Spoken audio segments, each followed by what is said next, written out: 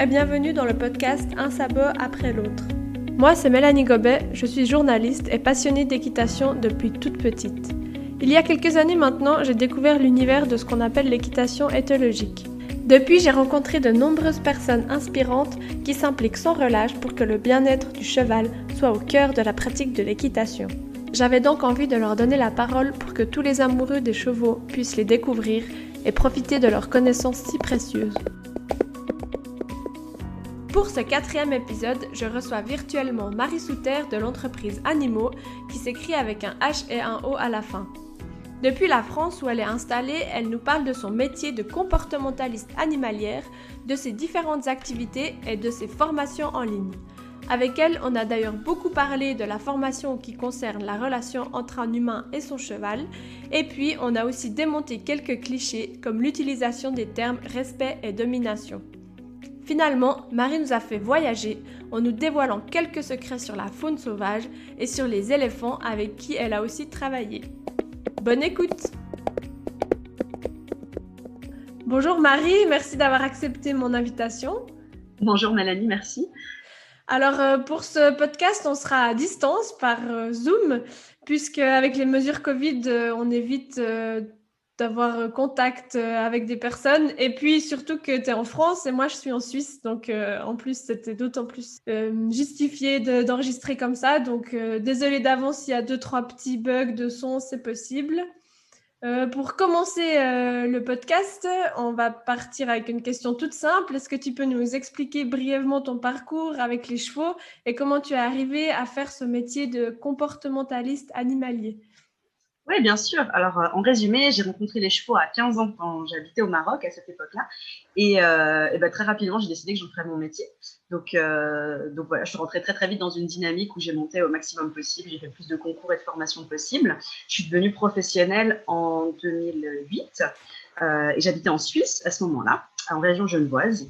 Donc j'ai monté mes écuries à ce moment-là. J'avais donc des écuries, je donnais des cours, je donnais énormément de stages. Et comment est-ce que je suis venue au métier de comportementaliste? Ça, c'est intéressant, c'était un virage un petit peu particulier. C'est au moment en fait où j'ai recommencé à faire des études plus basées sur le comportement et l'éthologie de l'animal.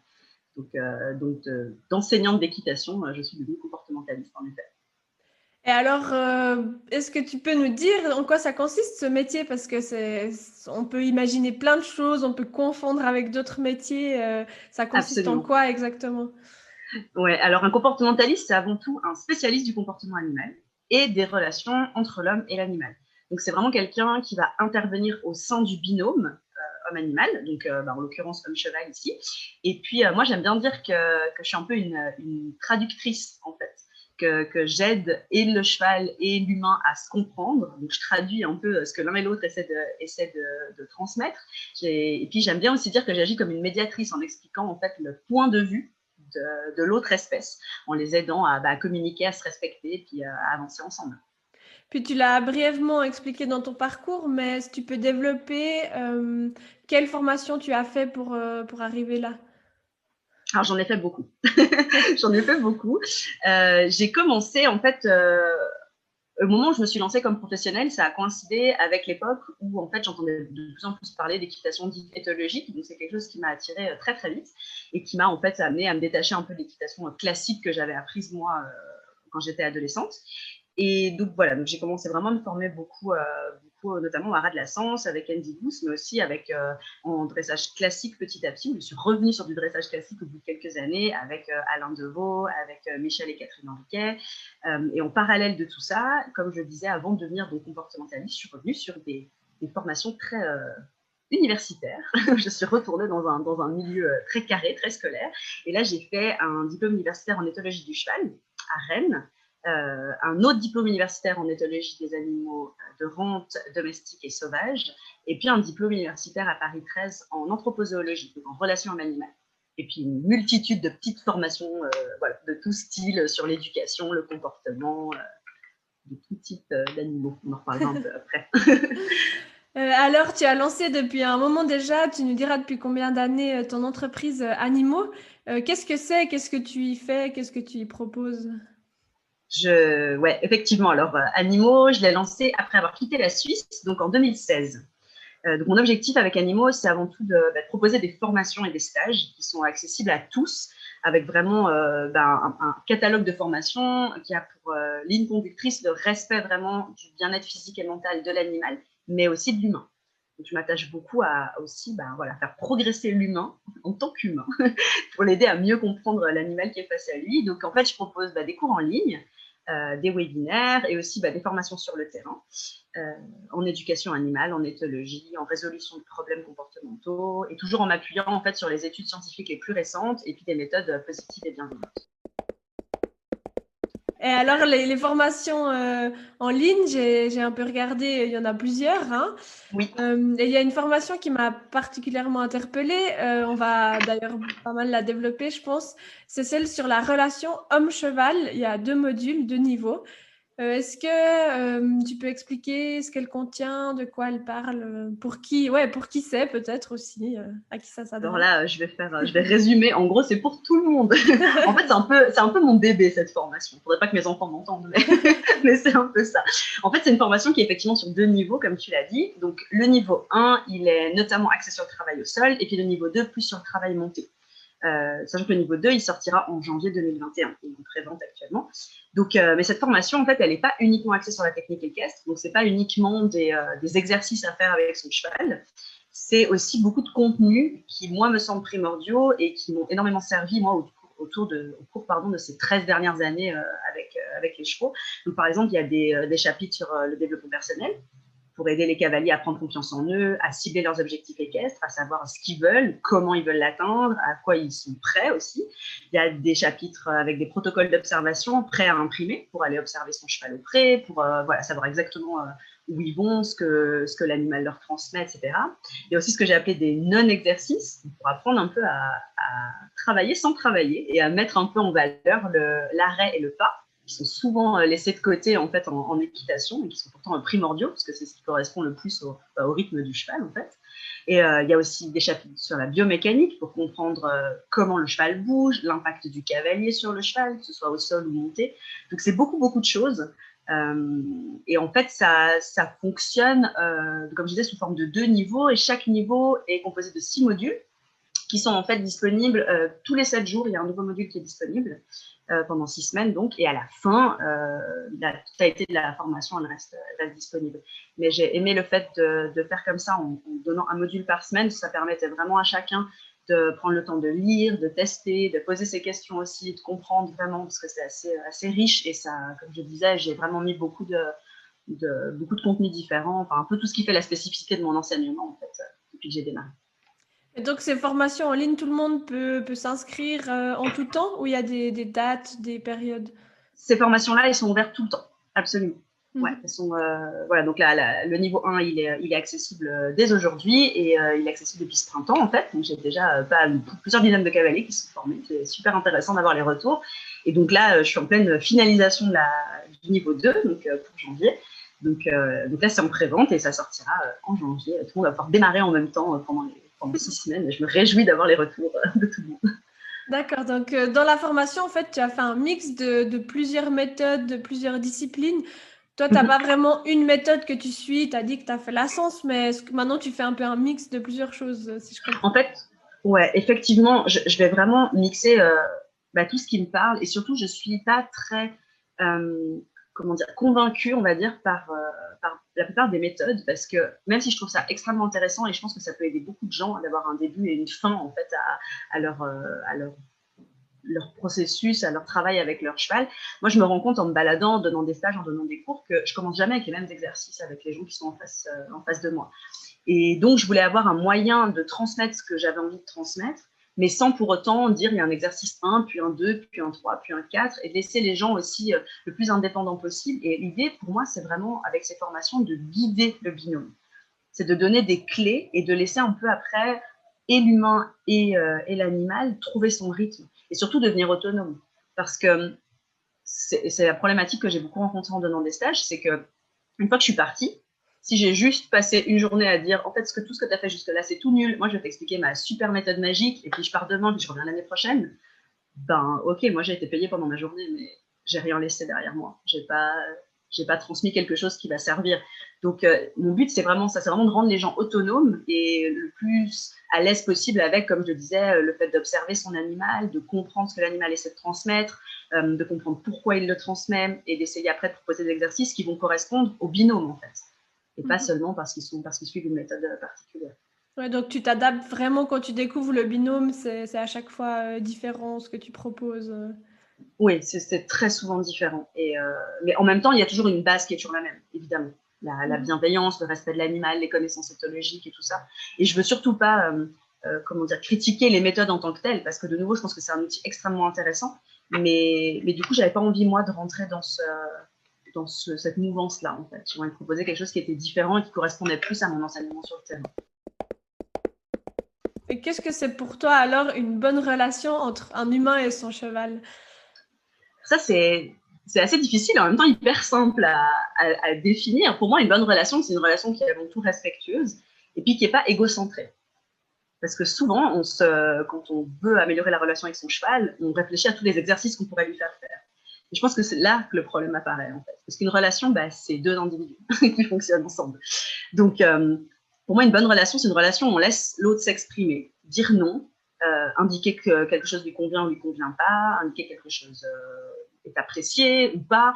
Donc, l'important vraiment dans une bonne relation, c'est de cumuler les interactions positives, d'avoir le plus possible de rencontres qui vont laisser un souvenir positif, en fait.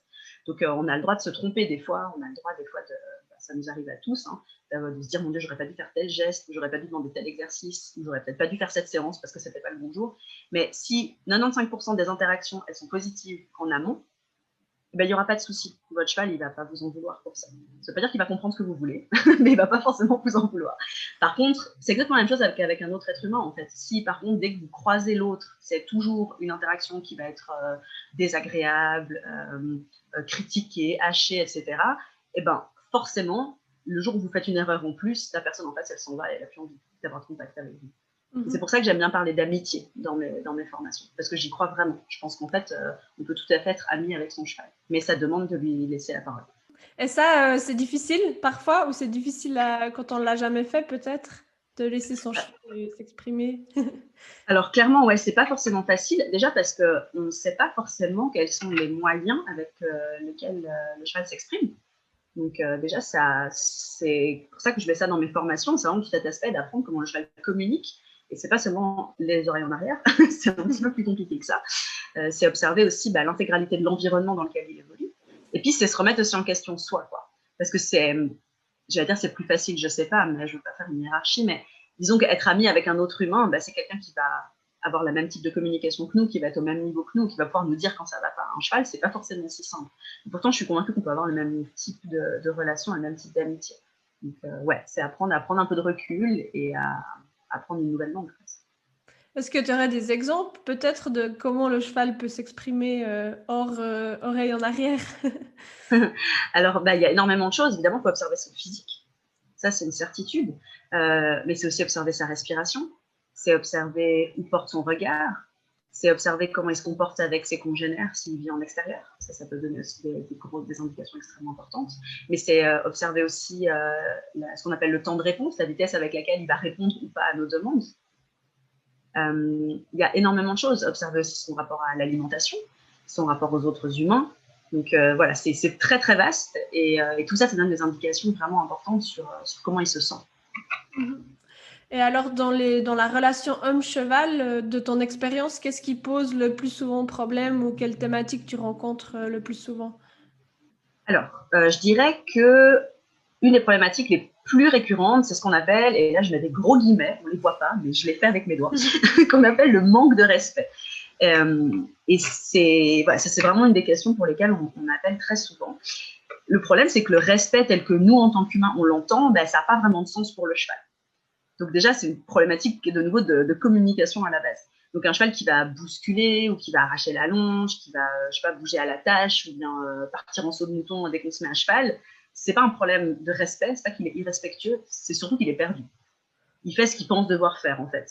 Et d'un point de vue éthologique, ce qui est intéressant, c'est de se dire que ça, c'est un cheval qui préfère dépenser des calories, donc dépenser en fait, augmenter sa dépense énergétique, plutôt que de rester près de nous, plutôt que de rester calme à côté de nous. Donc ça, c'est quelque chose qui doit absolument nous interpeller et ça doit vraiment faire tilt. Moi, ça me fait tilt parce que c'est mon travail, mais mon travail aussi, c'est de le transmettre justement et de dire, OK, là, il y a un message à passer. Donc ça, c'est vraiment, voilà, ça, je dirais que c'est le première problématique. Et la deuxième problématique, mais qui est souvent pas présentée comme ça, c'est moi qui m'en rends compte après, c'est les conditions d'hébergement. Donc ça, souvent, les gens vont pas forcément m'en parler parce qu'ils se rendent pas compte que c'est ça qui pose problème dans leur relation. Mais c'est souvent voilà, un souci qu'on rencontre évidemment avec toutes les espèces animales, mais c'est encore plus important chez des herbivores grégaires comme les chevaux, parce qu'ils sont faits pour vivre dehors et pour avoir des contacts sociaux permanents. Donc vraiment, travailler sur le lieu d'hébergement, ça permet d'éliminer énormément de problèmes comportementaux, même si on peut avoir l'impression au début que ça n'a aucun rapport avec la relation qu'on vit.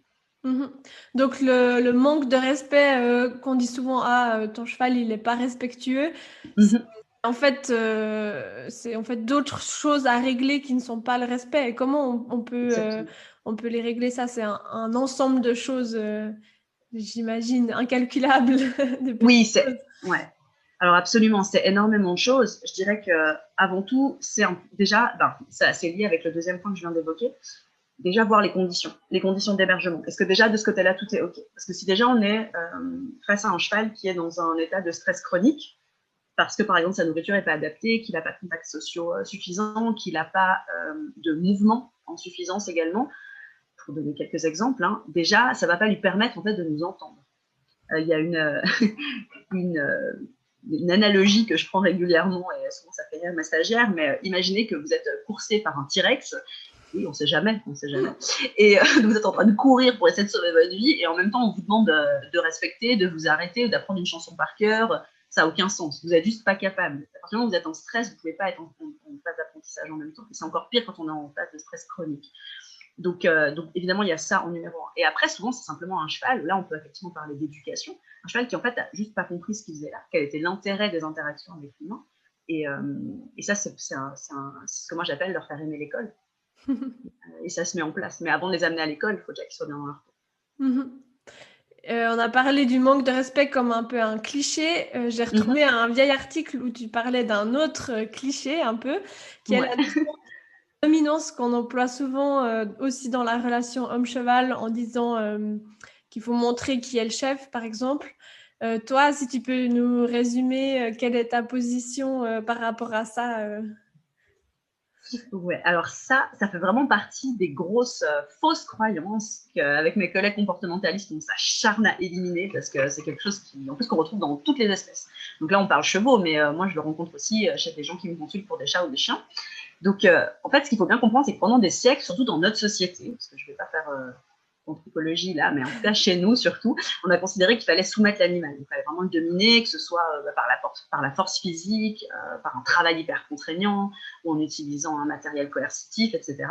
Mais aujourd'hui, on sait que, grâce aux études en fait, qui ont été faites ces dernières décennies, on sait que la dominance, en fait, en tant que trait de caractère, elle n'existe pas. Elle n'a aucun sens.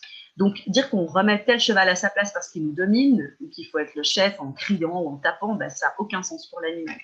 En fait, si je voulais résumer un peu, la dominance, elle est situationnelle, c'est-à-dire qu'elle dépend d'une situation. Donc, un individu, il va être dominant dans un certain type de situation face à un individu précis. Donc, par exemple, si un cheval est dominant pour accéder au foin, face à un cheval B, il peut très bien être dominé, entre guillemets, face à ce même cheval B pour l'accès à l'abri pendant qu'il fait hyper chaud. Il n'est pas dominant en tant que tel, en fait. D'accord ? C'est vraiment une situation précise. Et là où on passe encore à un autre niveau, c'est que là, on parle en fait de relation homme-cheval, donc d'une relation qui est interspécifique. Il y a deux espèces qui sont complètement différentes. Et là, scientifiquement, on part du principe qu'il n'y a pas de relation de dominance. Déjà parce que normalement, en général, on ne convoite pas les mêmes ressources. Rarement, on a envie de se précipiter pour avoir une jument ou un tatouage. Donc, par contre, ce qui est vrai et ce qui est réel, et ça, c'est souvent ça dont les gens veulent parler, donc le vocabulaire, c'est important, mais après, il faut comprendre aussi d'où ça vient, c'est qu'un cheval, il peut effectivement être agressif, il peut se défendre, il peut attaquer un humain. Bien sûr que ça peut arriver. Mais ça, c'est pas parce qu'il est dominant, c'est parce qu'il va pas bien, parce qu'il a un message à passer, parce qu'il a, un passif douloureux, voire traumatisant, il est en situation de gêne, de mal-être, bref, il faut absolument creuser tout ça pour améliorer le comportement, puis améliorer sa sécurité et la sécurité de l'humain. Mais en fait, j'ai envie de dire, c'est la même chose pour l'humain. Un humain qui se met à crier, qui tape son cheval, généralement, c'est qu'il est mal dans sa peau, qu'il est stressé, voire qu'il a hyper peur du cheval face à lui, même s'il ne va pas vous l'avouer. Donc, lui aussi, cet humain-là, il domine rien. Il transmet juste son mal-être. Donc, quand on parle d'être le chef ou par exemple de poser un cadre à un jeune cheval, c'est plutôt dans le sens de lui faire aimer l'école, quand tu disais avant, que de vouloir le dominer en tant que tel et lui montrer qui est le chef, si j'ai bien compris. Moi, c'est vraiment comme ça que je le vois, effectivement. Par contre, effectivement, on peut utiliser cette expression poser un cadre, et puis on peut aussi se dire que l'important, c'est d'être sûr de ce qu'on veut. Ça, c'est aussi quelque chose dont je parle énormément dans la formation en relation au cheval. C'est cette importance d'être congruent entre ce qu'on dit, ce qu'on veut, ce qu'on visualise, ce qu'on transmet aussi. Et alors peut-être que ce sont des qualités de chef, je ne sais pas. En tout cas, c'est pas l'idée derrière. C'est pas d'être plus fort que le cheval, ou d'être plus important, ou comme je disais tout à l'heure, ou de crier plus fort. Mais c'est d'être vraiment très très sûr de ce qu'on veut pour être rassurant. Et oui, moi j'aime bien la comparaison effectivement avec l'école et l'enseignement au sens large. Ça se rapporte un peu à la fameuse phrase, maintenant je l'ai plus exactement en tête, mais faire en sorte que son idée, que notre idée devienne la sienne, c'est un peu ça. Ouais, il y a un peu de ça. Alors ça, c'est une phrase aussi qui peut créer des polémiques, parce qu'il y a des gens du coup qui considèrent que c'est un peu du lavage de cerveau.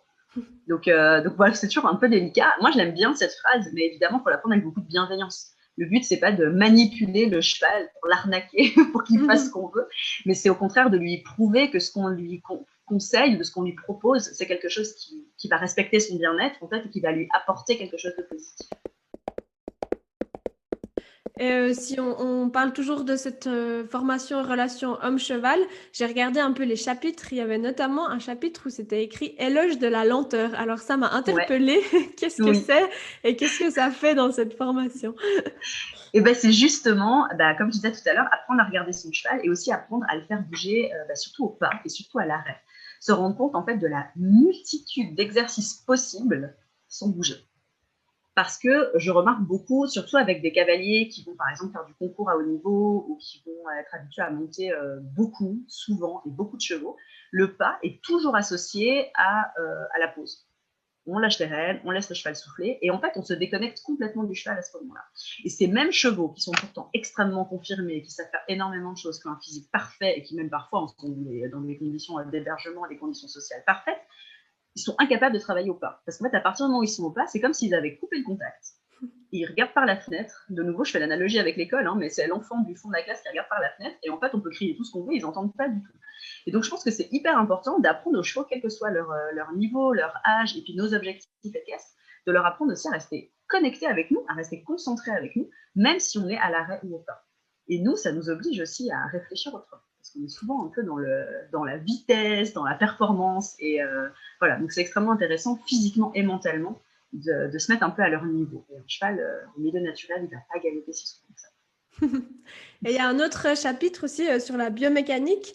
Alors, en quoi ça consiste? Tu as aussi fait, c'est aussi une partie de ta formation, quelque chose qui te tient à cœur de parler de la biomécanique?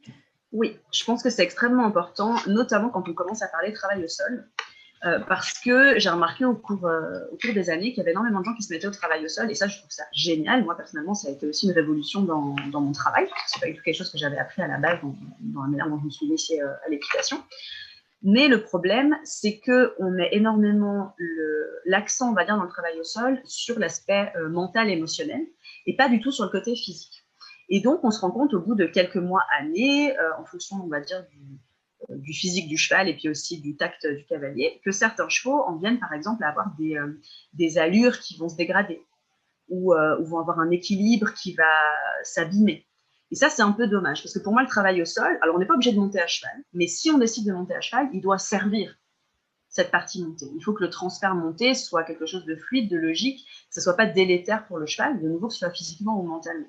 Et du coup, comprendre comment le cheval bouge et comment il a besoin de se mobiliser, c'est absolument nécessaire en fait pour faire un travail au sol qui soit pertinent et qui serve en fait sur le long terme.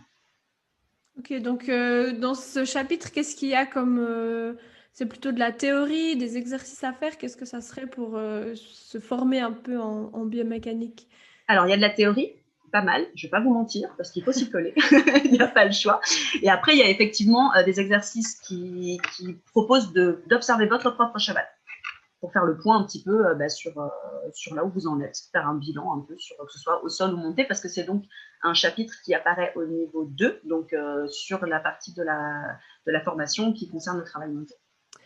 On en a déjà pas mal parlé, je crois, mais si tu devais résumer ta philosophie dans ton travail avec les chevaux, qu'est-ce que ça serait? Est-ce que tu arrives à nous dire comme ça? Alors, j'ai envie de dire que ma philosophie, que ce soit avec les chevaux, mais en fait avec tous les êtres vivants, que ce soit d'autres animaux, mais que ce soit aussi l'espèce humaine, c'est que l'individu prime sur le reste. Ça, je pense que c'est mon point d'orgue. Donc, avant toute séance, même avant toute interaction, en fait, même si on ne va pas en carrière, il faut absolument observer l'autre, en fait, en tant qu'individu. Observer ce qu'il nous dit, prendre en compte ses envies à lui. Parce qu'en général, c'est nous qui prenons l'initiative d'une séance. On attend rarement que le cheval vienne nous chercher avec son filet pour aller en carrière. Et souvent, ça peut amener certains blocages si on ne fait pas attention à ce qui se passe face à nous. Donc, par exemple, on peut très bien avoir un planning de travail parce qu'on sort en cours ou qu'on prépare un spectacle, ça, c'est pas un souci. Mais on peut en même temps respecter l'individu face à nous et adapter nos séances, laisser une pause s'il y a besoin pendant quelques jours. Bref, être simplement à l'écoute de l'autre, en fait. Se dire que c'est vraiment lui en tant qu'être vivant qui est le plus important que mes objectifs. Et en fait, pour faire de nouveau une petite comparaison, si le cheval se blesse physiquement, on va s'arrêter. Je connais personne qui va forcer et dire c'est pas grave, moi je continue mon planning, je négocie pas. En fait, ça devrait être la même chose mentalement. Et souvent, c'est des choses qu'on a tendance à oublier en fait. C'est-à-dire qu'on fait attention aux blessures physiques, mais on ne fait pas tellement attention aux blessures mentales. Donc voilà, ma philosophie, c'est ça. Écouter l'autre et le prendre en considération autant qu'on s'écoute soi. Et puis, qu'est-ce que tu suis comme binôme? Qui c'est tes clients un petit peu dans ton activité? Alors, principalement, j'ai quelques professionnels, mais c'est principalement des amateurs, des gens qui ont envie d'aller plus loin, qui parlent souvent d'améliorer la complicité avec leur cheval. Ça, c'est quelque chose de très important. Donc, il y en a beaucoup qui vont avoir des rêves comme galoper sur la plage en cordelette ou je sais pas, ou apprendre à son cheval à se coucher ou des choses comme ça. Après, je peux avoir certains cas de résolution aussi de problèmes comportementaux. Ça peut arriver aussi. Mais généralement, voilà, c'est vraiment principalement des femmes, nous ne l'aurons pas, qui sont propriétaires et qui ont envie d'en apprendre plus et de créer vraiment une relation plus profonde, plus sincère avec leur animal. Tu l'as évoqué là, le rêve de galoper sur la plage en cordelette. Je crois que tu as aussi une formation qui parle de la monte en cordelette. Pour toi, ça représente quoi? Qu'est-ce que c'est cette technique de monte en fait? Alors, la monte en cordelette, c'est justement évoqué dans le niveau 2 de la relation au cheval. Donc, tout est lié, tu vois. Je pense que c'est un rêve pour beaucoup de monde parce qu'il y a ce côté lâcher prise et il y a ce côté un peu vérifier si tout ce que j'ai créé et tout ce que j'ai ressenti jusque-là a une réalité quand j'enlève finalement les rênes. Moi, je pense qu'on peut très bien avoir une très très bonne relation avec son cheval et avoir une très belle équitation sans forcément faire de la cordelette. Mais en parallèle, je pense aussi que tous les chevaux peuvent s'y initier et que c'est extrêmement intéressant parce que dans beaucoup de cas, ça apprend et au cheval et à l'humain à fonctionner en fait sans béquille et à vraiment se faire confiance et à utiliser des aides qui vont être les plus légères possibles. Voilà. Donc, je pense que c'est pas forcément un but à atteindre, c'est pas du tout une obligation, mais c'est un chouette objectif et ça permet de donner plein de pistes de travail et plein d'améliorations possibles. Ma question suivante, je t'ai déjà entendu en parler sur les réseaux sociaux, c'est pour ça que je trouve très intéressant. Comment toi tu gères la quantité de professionnels qu'il y a dans le domaine? Parce que évidemment, de plus en plus, en guillemets, c'est à la mode de faire du travail au sol, d'être comportementaliste. Comment tu gères cette concurrence, si on peut l'appeler comme ça? En fait, je la gère plutôt bien, je crois. Donc, c'est vrai que, comme tu le dis très bien, il y a de plus en plus de personnes en fait, qui décident de travailler dans le domaine animalier. Il y a quelques années, on n'était pas hyper nombreux à parler d'éthologie, de respect, de bienveillance, mais aujourd'hui, et heureusement, c'est très bien, la grande majorité des professionnels suivent ces approches. Et je dirais même que quand on n'utilise pas ces termes-là sur les réseaux sociaux, c'est presque louche. Donc, clairement, voilà, ça fait partie maintenant du paysage, j'ai envie de dire, animalier, mais équestre en fait plus spécifiquement. Donc, moi, personnellement, j'ai toujours fait partie des optimistes, c'est-à-dire que plus il y a de professionnels, plus il y a de formations disponibles, plus il y a d'échanges possibles, plus il y a de collaborations qui se créent, et plus il y a de choix pour nos élèves aussi. Donc c'est hyper stimulant, c'est hyper enrichissant. Maintenant, évidemment, je dis ça parce que moi, ça fait plusieurs années que je suis sur le terrain et que donc je suis pas en train de lancer mon activité. Donc, je suis pas confrontée, on va dire, à cette concurrence. Mais voilà, moi, je pense que c'est vraiment une énorme richesse de collaborer avec un maximum de professionnels compétents qui sont formés et de plus en plus très bien formés, qui sont prêts à discuter, qui sont prêts à me critiquer aussi, à me remettre en question. Et c'est vraiment pour ça, notamment, que j'ai créé une plateforme en ligne qui s'appelle Animaux Community, où j'ai rassemblé une douzaine d'experts du milieu animal. Et j'adore parce que du coup, on discute beaucoup, je publie leurs articles, on anime des webinaires ensemble, on débat sur plein de sujets.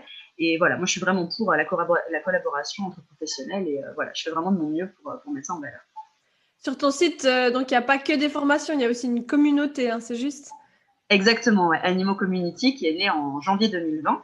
L'objectif de cette communauté, c'est vraiment de mettre en fait à disposition des passionnés les connaissances en fait de professionnels de terrain. Donc, on est une douzaine aujourd'hui. Et donc, tous les mois, je vais mettre sur la plateforme des nouveaux articles, des interviews, des vidéos. Et puis, donc, il y a des webinaires qui sont exclusivement réservés aux membres de la communauté.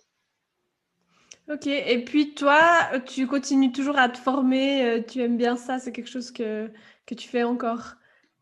En permanence, toujours. Je pense que ça fait vraiment partie des indispensables pour être professionnel dans ce métier parce que, comme je le dis souvent, tous les ans, il y a des nouvelles études qui sortent. Donc, si on s'arrête à un diplôme qu'on a passé même il y a 2 ou 3 ans, on est déjà à la ramasse, en fait. On ne peut jamais s'arrêter. Donc, cette année, c'était un petit peu particulier. Donc, ça s'est beaucoup fait en digital, mais je m'inscris à un maximum de séminaires, de colloques scientifiques pour vraiment être au courant des dernières études qui sortent. Et puis, je vais faire aussi des formations moi-même, que ce soit en pratique ou théorique, le plus possible. Et j'avais envie de revenir sur un point que tu as évoqué avant, sur la relation homme-cheval, sur le développement personnel de l'humain, en fait. Mm-hmm. Sur quoi tu travailles et qu'est-ce que ça peut apporter dans la relation que l'humain il travaille sur lui-même, en fait? En fait, c'est effectivement un chapitre que j'ai appelé Devenez l'ami que votre cheval mérite, dont votre cheval a besoin. Parce que la réalité, souvent, c'est qu'on exige beaucoup de choses de son cheval, mais pas grand-chose de nous-mêmes. Et parce que dans le monde équestre, et ça, c'est quelque chose qui est très flagrant, et je pense que tu l'as rencontré aussi, il y a beaucoup de gens qui sont soit très stressés, soit du cheval, mais soit aussi par rapport à leurs objectifs, par rapport aux rêves qu'ils ont. Ils se disent qu'ils n'y arriveront pas ou que c'est trop loin pour eux. Mais on a aussi beaucoup de gens qui se sentent coupables tout le temps, qui n'osent pas demander des choses à leur cheval, par exemple, parce qu'ils sont toujours dans la culpabilité, dans le stress. Et tout ça, c'est des choses sur lesquelles on peut travailler. Donc, notamment, on parlait tout à l'heure de congruence, et moi, j'aime beaucoup travailler avec la respiration, notamment, que ce soit la respiration tout seul dans son coin ou en contact avec le cheval. Et puis aussi être capable de simplement simplifier les choses. C'est quelque chose sur lequel j'insiste aussi énormément. Et des fois, je remets, en fait, au cours de mes stages, je remets les gens un peu face à eux-mêmes en leur disant de quoi as-tu vraiment envie? Quels sont tes objectifs? Et qu'est-ce que tu as envie de réaliser toi pour toi? Et non pas j'ai envie de sauter parce que mon cheval il a 6 ou 7 ans et puis qu'on devrait sauter telle hauteur, ou bien moi je sais que mon cheval il faut qu'il aille en extérieur, je déteste l'extérieur, j'ai extrêmement peur de l'extérieur, mais il faut que j'aille en extérieur parce que ça lui fera du bien. Non, qu'est-ce que toi tu as envie de faire pour toi? Monter à cheval, c'est quand même, logiquement, c'est considéré comme un loisir, donc on peut avoir une très belle relation avec son cheval sans forcément cocher toutes les cases de toutes les méthodes à la mode et de tout ce qu'on est censé faire si on suit les bouquins techniques, quoi. Et ça, je pense que c'est extrêmement important. Et ça, c'est un travail que l'humain doit faire avec lui tout seul face à son miroir. Et sur l'humain, qu'est-ce que tu remarques comme bénéfice d'avoir un cheval simplement pour le développement personnel? C'est très vaste, là encore. Mais souvent, comme je le disais juste avant, ça commence par du négatif aussi. Les gens, en fait, se mettent une énorme dose de stress et de responsabilité. Mais une fois ça évacué, ou en tout cas digéré, c'est énorme. C'est clair que c'est une relation qui est complètement différente. Ça permet souvent d'améliorer sa relation aux autres humains aussi, d'avoir un rapport différent aux vivants en général. Et si c'est bien fait, c'est une relation qui est 100% bienveillante, non jugeante. Et on a tous besoin de ça. On va changer complètement de sujet parce que dans ton parcours, tu as beaucoup travaillé et tu travailles toujours sur la faune sauvage. Alors, qu'est-ce que ça t'a apporté dans ton métier de comportementaliste? Alors, la faune sauvage, à la base, c'est surtout une passion d'enfant. Et c'est une passion qui m'a jamais quittée. Donc, après quelques années à travailler avec les chevaux, j'ai vraiment eu envie de renouer avec cette passion au fur et à mesure en fait, que je faisais des études sur le comportement animal en général. Et donc, j'ai suivi plusieurs formations courtes et longues en primatologie, en ornithologie. Et je suis partie aussi me former à l'étranger. Donc, je suis allée en Floride pour étudier des dauphins sauvages. Puis l'impact de l'humain en fait sur une population de dauphins qui vit à proximité des côtes hyper touristiques en Floride. Et puis après, je suis partie en Afrique du Sud pendant plusieurs mois pour faire une formation pour devenir guide de terrain, donc pour pouvoir guider en fait dans des réserves au milieu d'animaux sauvages. Donc quand j'ai créé Animaux, en fait, j'ai tout de suite eu envie de trouver un moyen de concilier en fait mon activité avec les animaux domestiques, donc chevaux, chiens et chats, et puis les espèces sauvages. Et donc c'est ce que je propose en fait aujourd'hui avec les voyages animaux, qui permettent en fait d'emmener des petits groupes de passionnés qui me suivent un peu au bout du monde dans des voyages qui sont exceptionnels. Et en fait, on va rencontrer des espèces emblématiques dans leur milieu naturel. Donc ça, c'est hyper important pour moi, dans des conditions les plus respectueuses possibles.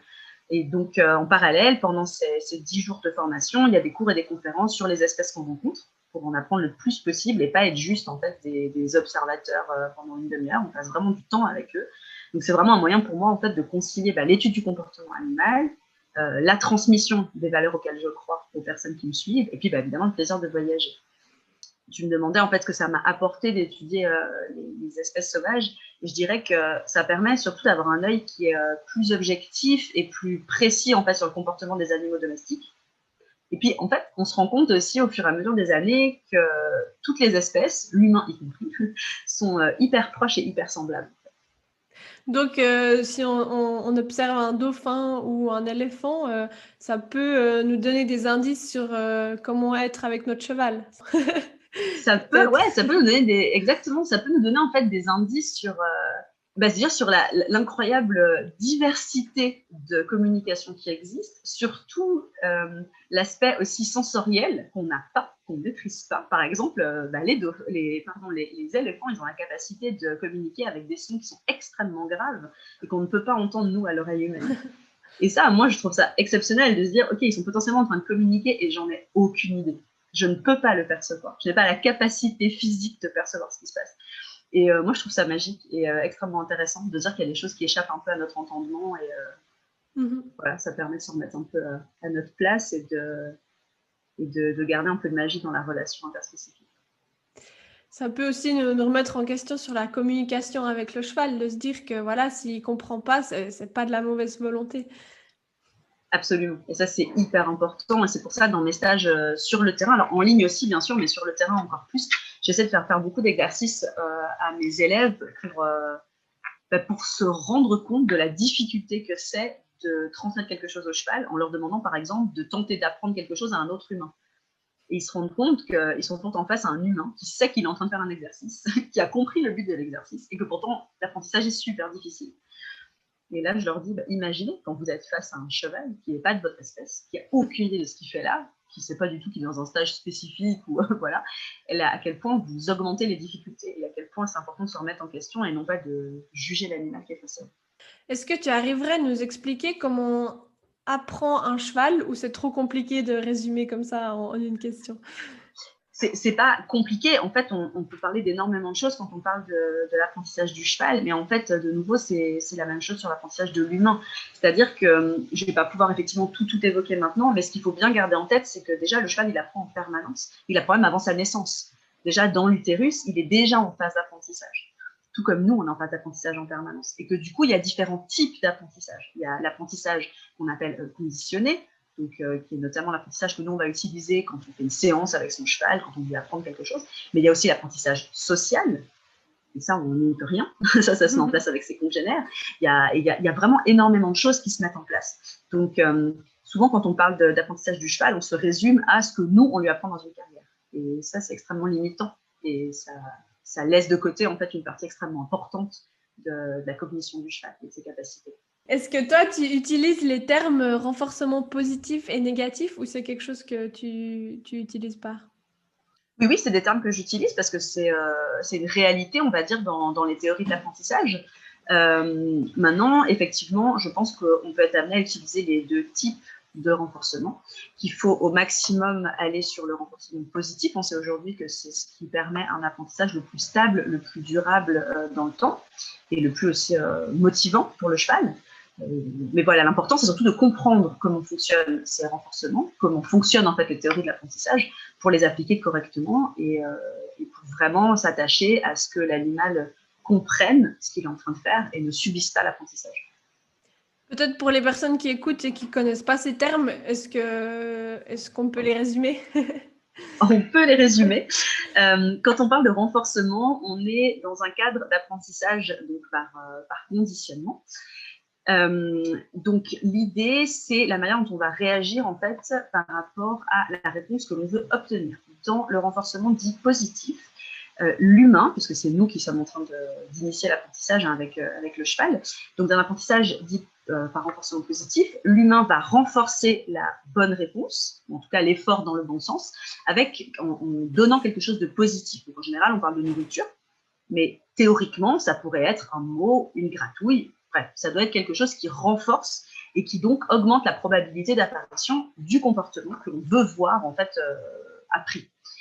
Et le renforcement dit négatif, c'est en fait le fait d'ôter quelque chose. Donc, ce n'est pas négatif dans le sens mal ou mauvais, mais c'est dans le sens où on enlève quelque chose au moment où le cheval fait le comportement que l'on veut voir apparaître. Donc, par exemple, on exerce une pression, c'est le principe de mettre des jambes sur son cheval, de serrer les jambes, et puis au moment où le cheval va avancer, on va relâcher la pression des jambes, donc on enlève quelque chose, et le cheval se porte en avant. Donc en fait, pardon, vas-y. Non, non, je t'en prie. Là, c'est juste pour dire que l'idée du renforcement, c'est d'augmenter la probabilité d'apparition du comportement. Ce qui est l'inverse, en fait, de la punition. La punition, elle apparaît également sur le comportement. Et le but de la punition, c'est de diminuer la probabilité d'apparition du comportement. Donc en fait, on utilise les deux sans vraiment même s'en rendre compte peut-être.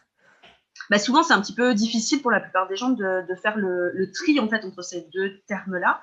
Le plus important à comprendre, c'est que là, on parle vraiment de conditions d'apprentissage.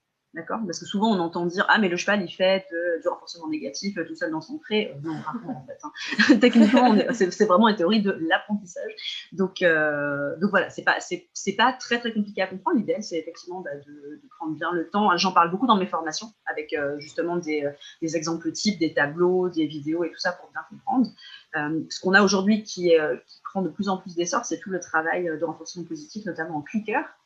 On en entend de plus en plus parler dans le monde de l'éducation animale. C'était beaucoup présent chez les chiens, ça devient de plus en plus présent chez les chevaux, et on l'observe aussi chez certains éducateurs avec des chats. Et là, on est clairement dans l'éducation par renforcement positif, c'est-à-dire qu'on rajoute généralement de l'aliment après avoir marqué le comportement voulu avec le clicker.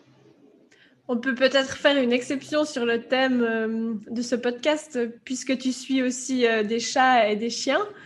Est-ce que tu peux nous parler de ce travail-là que tu fais avec les chats et les chiens? En quoi ça consiste? C'est quand même très différent de la relation homme-cheval et de ce qu'on peut en attendre. Alors effectivement, c'est différent, c'est des espèces qui sont aussi différentes, dont l'histoire de la domestication est différente aussi. Et c'est ce qui rend mon travail super intéressant. Je dirais que la logique, elle est finalement la même, hein, c'est de créer des belles relations, c'est d'améliorer les problématiques relationnelles. La différence avec les chiens et chats, je dirais que c'est souvent que les gens me contactent quand il y a un problème. Ce qui n'est pas forcément le cas chez les chevaux, où souvent on contacte alors que tout va bien, mais qu'on a envie d'aller plus loin. Les chiens et chats, ils sont beaucoup plus dans notre intimité, dans notre foyer, et les gens n'ont pas forcément l'idée en fait de faire intervenir quelqu'un d'extérieur pour améliorer les choses. Et donc, souvent, quand ils contactent un comportementaliste ou un éducateur, c'est parce que les choses ne vont pas super bien. Donc, c'est ce qui amène les choses à être un petit peu différentes au niveau du suivi.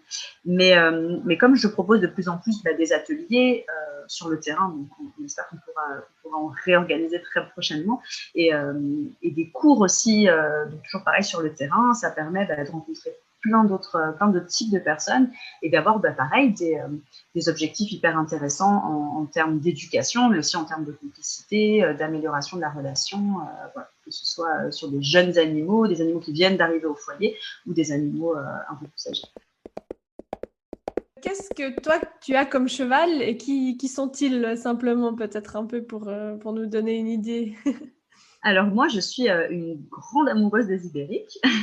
Donc, j'ai mon cheval de cœur, on va dire, celui que j'ai rencontré en 2006, donc avant de devenir professionnelle. Il s'appelle Poséido. C'est un cheval avec lequel je crois que j'ai tout fait. Donc, il m'a suivi à la Sens, il m'a suivi chez Michel et Catherine Henriquet, il m'a suivi à Avignon pour faire du spectacle et il est avec moi en Bretagne maintenant. Donc, on s'est beaucoup baladé, on a fait beaucoup de choses et c'était super. J'ai vraiment tout appris avec lui. Voilà, c'est mon meilleur ami en fait, je crois qu'on peut le dire. J'ai également sa maman que j'ai achetée, elle, quand elle avait 18 ans, en fin de carrière de jument de reproduction. Jocoso aussi, qui m'a rejoint il y a quelques années, qui est plus âgée, qui est un pur espagnol. Et une petite ponette, Paillette, qui est une Shetland de son état, et qui fait des bébés maintenant. Après avoir fait un petit peu de spectacle aussi avec moi, et maintenant elle fait des bébés. Ok, et donc toi, à côté de ton activité d'indépendante, tu as tes chevaux à la maison. Et qu'est-ce que tu aimes faire avec? Non, alors mes chevaux, je n'ai plus d'écurie à moi. Donc là, actuellement, ils sont chez une amie qui a des écuries et un élevage dans le Morbihan. Ça s'appelle Élevage Pempéole, qui fait des chevaux de couleur. Et donc mes chevaux sont là-bas depuis que j'ai emménagé en France, en fait, depuis 2016. Et bah, en fait, ils vivent leur vie de cheval de troupeau avec tous leurs copains. Et ils ont la vie la plus naturelle possible. C'est vraiment ce dont je rêvais. Donc, c'est quelque chose qui est extrêmement important pour moi. Maintenant, c'est assez amusant parce que bah, maintenant, mon jeune cheval, comme je dis souvent, il a 17 ans cette année. Donc, c'est plus du tout un jeune cheval.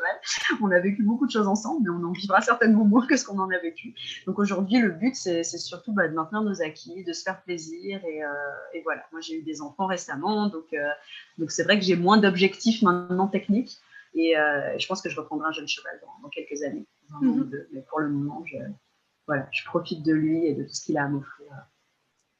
D'ailleurs, pour les gens qui suivent pas l'élevage Pempéole sur Facebook, je ne sais pas si je dois leur conseiller ou pas parce que c'est sûr que vous aurez envie d'acheter des chevaux après.